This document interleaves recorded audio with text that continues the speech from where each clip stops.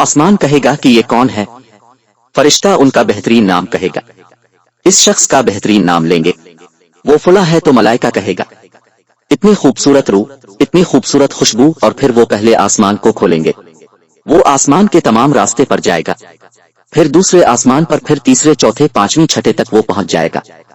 सातवें आसमान के बाद सुभान अल्लाह, सातवें आसमान का एक तख्त है।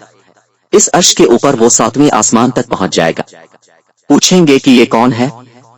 कहा जाएगा वो फुला है, और सातवां आसमान भी खुल जाएगा। सातवें आसमान के दरवाजे पर जन्नत होगी तो अल्लाह खुद कहेगा मेरे गुलाम के नामा अमाल के मुताबिक सबसे ऊंचा मकाम, सबसे ऊंचा दर्जा जन्नत। और फिर अल्लाह इसके बाद कहेगा कि उसे जमीन पर वापस ले जाओ, और वापस इसी जमीन पर उसके जिस्म में डाल दी जाएगी। इसका जिस्म कब्र में होगा।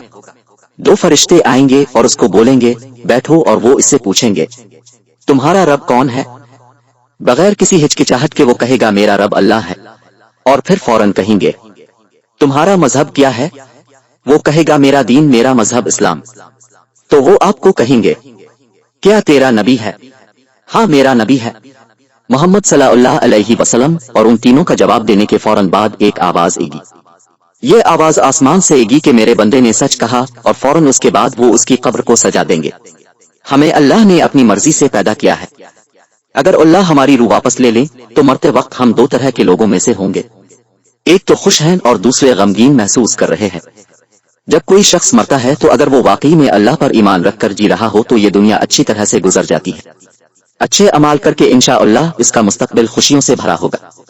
लेकिन अगर कोई शख्स अल्लाह को नहीं मानता और नाफरमानी करता है तो उसकी जिंदगी गुनाहों से भर जाती है, और वो मरने से पहले ही बेनमाजी के साथ हो जाता है।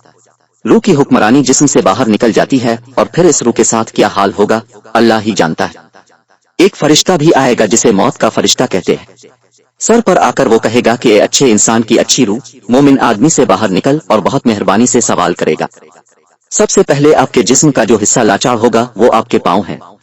फिर आपके घुटने, रानी, पेट तक बेबसी हो जाएगी। जैसे कोई चट्टान के नीचे हरकत नहीं कर सकता वैसे ही हालत होगी। यहाँ तक कि आपके सीने, गिले से, और फिर आखिर में सर से रूह निकल जाएगी। जिस्म का कुछ हिस्सा बाकी नहीं होगा। जन्नत में इसकी नमाजें इसके मरने के लिए इंतजार कर ही होंगी। सदका भी के रहा होगा कि जल्दी दुनिया छोड़ कर आ जाए। ज़काते, हज, इसका हिस्ने सलूक जो जन्नत का साज सुनाने के लिए बेताब होगा।